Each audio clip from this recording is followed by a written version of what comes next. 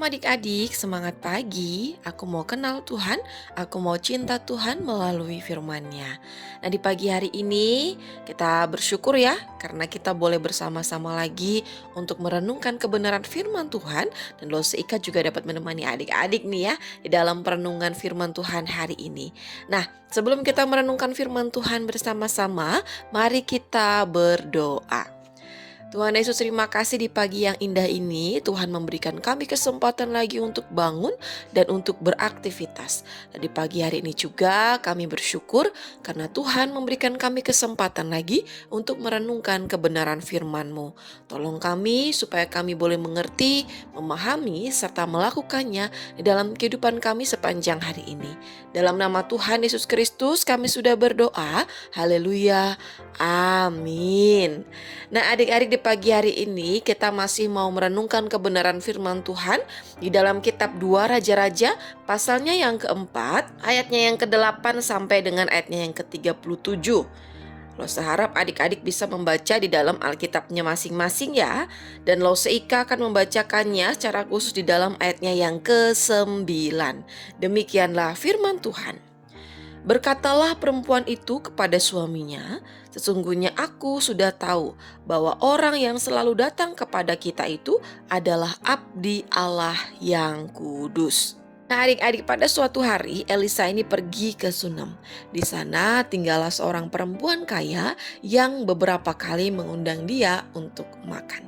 Seorang perempuan kaya ini juga tahu bahwa Elisa ini adalah seorang abdi Allah yang kudus. Oleh karena itu, tidak hanya mengundang Elisa untuk makan di rumahnya, melainkan sang perempuan kaya ini juga membuat sebuah kamar atas yang kecil berdindingkan batu untuk dapat dipakai Elisa beristirahat. Nah, adik-adik, melalui kepedulian yang ditunjukkan oleh sang perempuan kaya ini, maka Elisa ini hendak berterima kasih ya atas apa yang dilakukan oleh perempuan ini. Elisa bertanya kepada sang perempuan ini apa yang hendak ia lakukan terhadap sang perempuan ini. Nah, melalui Gehasi, seorang bujang Elisa, ternyata Elisa mendapati apa yang diinginkan, apa yang menjadi kerinduan oleh sang perempuan ini. Dan ternyata yang diinginkan oleh sang perempuan ini adalah seorang anak laki-laki. Oleh karena itu, adik-adik, atas perkenanan Tuhan, atas kemurahan Tuhan, maka Tuhan menyatakan kuasanya melalui Elisa, yaitu mengaruniakan seorang anak laki-laki kepada keluarga ini. Karena suami dari perempuan ini sudah tua ya adik-adik ya, sehingga tidak mungkin untuk mendapatkan seorang anak. Nah, di tahun berikutnya Tuhan benar-benar menyatakan kuasanya. Mereka dikaruniai seorang anak laki-laki dan itu menjadi sukacita bagi keluarga ini. Akan tetapi di tahun-tahun berikutnya ketika anak ini sudah bertumbuh agak besar, ternyata anak ini tiba-tiba menderita sakit sehingga membuat anak ini mati. Nah, ketika anak ini mati, maka sang perempuan ini sedih adik-adik ya. Sang perempuan ini sangat sedih hatinya. Oleh karena itu, ia segera berjumpa, ia segera mencari Elisa untuk melihat dan untuk meminta pertolongan. Bagaimana yang harus ia lakukan bahwa anaknya ini telah mati. Dan karena pertolongan daripada Tuhan, maka anak ini dapat hidup kembali. Elisa berdoa kepada Tuhan. Elisa memohon kepada Tuhan supaya anak ini dapat hidup kembali. Adik-adik, melalui kebenaran firman Tuhan pada pagi hari ini, kita dapat belajar bersama-sama ya, bahwa Tuhan dapat menolong siapa saja, Tuhan dapat memakai siapa saja untuk dapat menolong kita.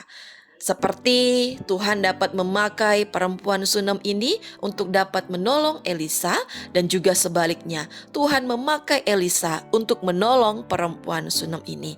Nah, demikian juga di dalam kehidupan kita sehari-hari ya, Tuhan dapat memakai siapa saja untuk dapat menolong kita. Ketika kita dalam kesusahan, ketika kita di dalam kesulitan, ketika kita di dalam melakukan aktivitas kita, Tuhan dapat memakai siapa saja untuk menolong kita. Tuhan dapat memakai orang tua kita, Tuhan dapat memakai koko cece kita, Tuhan dapat memakai teman-teman bermain kita, teman-teman sekolah kita, bahkan Tuhan dapat memakai orang-orang yang mungkin kita tidak kenal untuk dapat menolong kita. Nah, yang penting adik-adik yang harus kita lakukan yaitu kita sungguh-sungguh percaya kepada Tuhan. Kita sungguh-sungguh mengandalkan Tuhan bahwa Tuhan Allah terus menolong kita. Tuhan Allah sanggup menolong apapun yang kita lakukan, yang kita kerjakan. Dan doa Lose, kiranya semuanya anak-anak sekolah minggu GKTB, kita terus percaya kepada Tuhan. Kita terus mengandalkan Tuhan di dalam kehidupan kita. Percaya Tuhan dapat menolong kita dan memakai semua orang yang ada di sekeliling kita untuk menolong kita. Amin. Mari kita berdoa. Bapa di surga, terima kasih untuk kebenaran firman-Mu di pagi hari ini yang mengingatkan kami bahwa Tuhan dapat menolong, Tuhan dapat memakai siapa saja untuk dapat menolong kami. Dan kami juga berdoa untuk sepanjang hari ini, baik sekolah kami, kegiatan-kegiatan kami, kiranya juga Tuhan menolong setiap kami, sehingga di dalam kegiatan kami kedapatan memuliakan nama Tuhan, dan melaluinya pun kami juga boleh menjadi berkat bagi banyak orang. Dalam nama Tuhan Yesus Kristus kami sudah berdoa. Haleluya. Amin. Nah, adik-adik, sekian dulu renungan firman Tuhan di pagi hari ini ya. Sampai ketemu di dalam renungan-renungan harian selanjutnya. Bye-bye adik-adik.